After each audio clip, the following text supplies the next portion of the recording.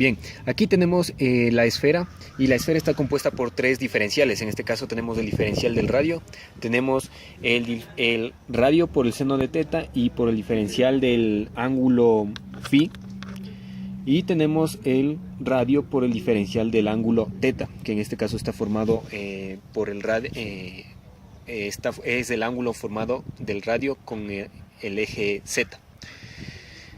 En este cuadrante nosotros podemos determinar los diferentes diferenciales de superficie dependiendo de los ejes de referencia. En este caso, por ejemplo, tenemos el eje X.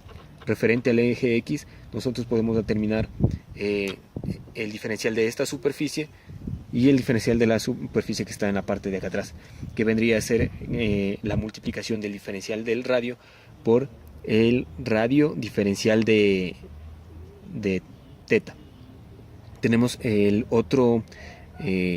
otra cara, que en este caso vendría a ser el diferencial de superficie de esta cara, vendría a ser el radio por el seno de teta por el diferencial de phi multiplicado por el radio por el diferencial de teta. Y también tenemos las caras superior e inferior, que estarían dadas por el diferencial del radio multiplicado por el radio por el seno de teta y por el diferencial de phi. Lo que es un cubo, tenemos el diferencial de X, el diferencial de Z y el diferencial de Y. Para sacar las diferenciales de superficie tenemos que, por ejemplo, en el diferencial de Y vamos a multiplicar el diferencial de Z por el diferencial de X.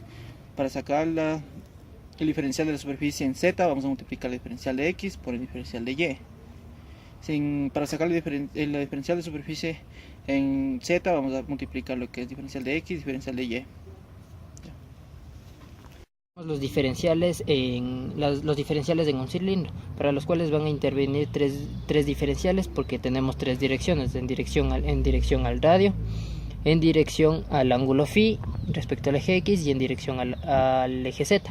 Entonces vamos a tener tres diferenciales: diferencial del radio, diferencial del ángulo y diferencial de Z. Para los diferenciales de superficie tenemos que el diferencial de superficie respecto al radio es igual al diferencial del ángulo por el diferencial de Z, es decir, esta cara y la cara de atrás. El diferencial de superficie respecto al ángulo vamos a tener que va a ser el diferencial de Z por el diferencial del radio, que viene a ser las dos caras laterales. Y para el diferencial de superficie respecto a Z vamos a tener el diferencial del radio por el diferencial del ángulo, que serían las caras superior e inferior. El diferencial de línea es la suma vectorial de los tres diferenciales, que nos viene a dar un vector resultante, el cual es el diferencial de línea. Y el diferencial de volumen, que es la multiplicación de los tres diferenciales. Para la transformación de coordenadas cartesianas, esféricas y cilíndricas, primeramente vamos ahorita a ver cómo son las conversiones de cilíndricas a cartesianas, para lo cual tenemos que en respecto a los cilindros con las coordenadas cartesianas del eje Z no cambia. Entonces tenemos que, para transformar de coordenadas cilíndricas a cartesianas, el eje X es igual a P por el coseno de phi, donde P es el radio del cilindro, y tenemos que Y es igual a P por el seno de phi, que viene a ser no más que la representación de un triángulo rectángulo. Y ahora viceversa, las transformaciones de cartesianas a cilíndricas, tenemos que ahora que P es la raíz de X al cuadrado más Y al cuadrado, es decir, es la hipotenusa de este triángulo formado. Y el ángulo phi es igual al arco tangente de Y sobre X, y como dijimos que Z no cambia.